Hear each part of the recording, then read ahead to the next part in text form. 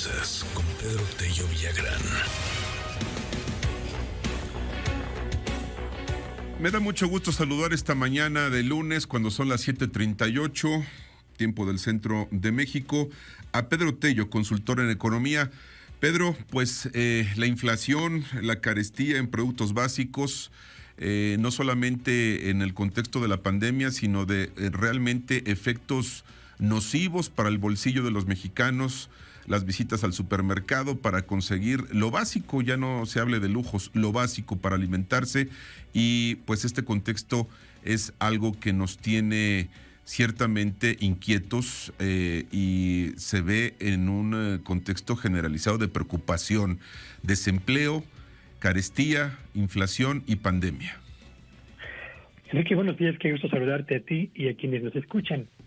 Hablemos de la otra inflación, es decir, no solo la inflación que mide mes a mes o cada quincena el INEGI, sino aquella que particularmente afecta de manera directa el poder adquisitivo y consecuentemente la tranquilidad económica de la mayor parte de los hogares en México.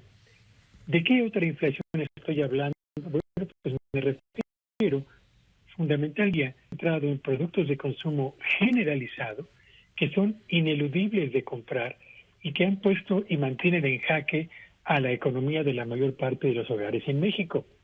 Vayamos a los datos para ubicar de qué estamos hablando. En julio pasado, y de acuerdo con la información que recientemente publicó el INEGI, la inflación a escala nacional cerró en un nivel de 5.8%. Por tercer mes consecutivo, el crecimiento de los precios tendió a desacelerarse, moderada, pero finalmente se desaceleró. Sin embargo, en productos que son básicos y de consumo generalizado, y voy a hablar de 3 ejemplos, el primero de ellos es el precio de las tortillas. Resulta que el kilo de tortillas presenta un crecimiento del 14% anualizado al mes de julio.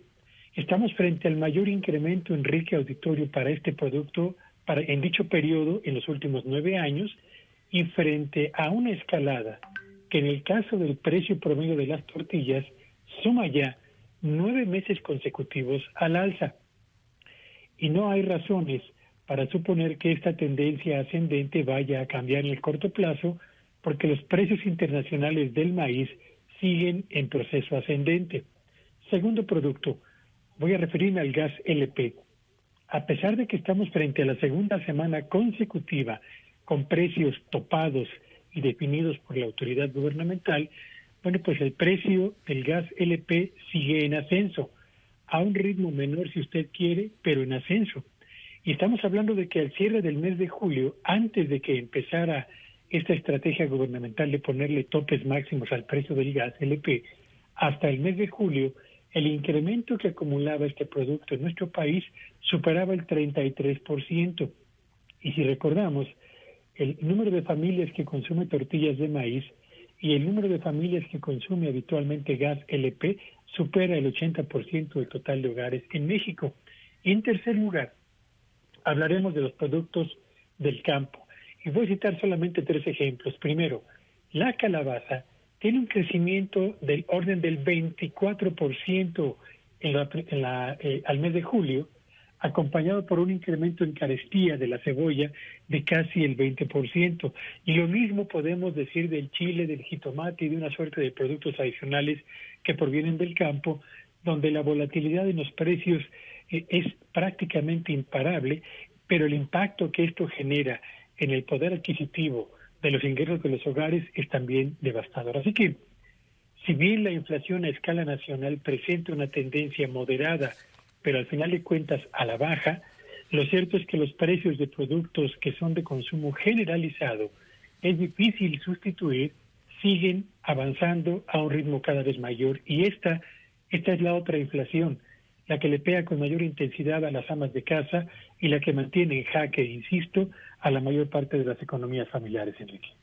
Y en este contexto también, Pedro, es importante señalar que las últimas cifras de medición de la pobreza hablan de que mucho más mexicanos se han incorporado a esta franja de la pobreza alimentaria. Y de esto, pues nos das cuenta bien con estos datos, este contexto, que es muy preocupante, porque si añadimos que en la pandemia se ha incrementado de manera muy acelerada el desempleo, que el poder adquisitivo se está desplomando, de que la inflación está creciendo, pues es como la tormenta perfecta. ¿En qué cifra estaríamos, según las estimaciones, Pedro, terminando la inflación en 2021? Yo creo que este año vamos a terminar con una inflación del orden del 5.8 al 5.9%. No vamos a tener una inflación considerablemente más baja de la que prevalece en este momento, y tampoco esperen ustedes tener precios de bienes como el gas LP, como las tortillas, como las gasolinas, consistentemente más bajos de lo que en este momento prevalecen. Y lo que señalabas del número de mexicanos con problemas de alimentación, y de acuerdo con la más reciente medición hecha por el Coneval, pasó de 27.5 millones en 2018 a 28.600.000 mexicanos al cierre del 2010. Es decir, 1.100.000 mexicanos más se agregó justamente al número de mexicanos que tienen problemas para tener acceso a una alimentación nutritiva y de calidad, a la que difícilmente podrán tener acceso mientras productos tan elementales y básicos como las tortillas y las legumbres mantengan estos niveles de volatilidad o de ascenso tan acelerado, Enrique. 1 millón más de mexicanos en pobreza alimentaria en un contexto realmente inquietante. Pedro, te agradezco mucho, como siempre, tu colaboración, muy ilustrativa, y estamos en comunicación. Muchas gracias, que tengan un espléndido inicio de semana, y síganme en Twitter en @PTelloVillagrán. Buenos días a todos. Con todo gusto. Gracias, Pedro Tello.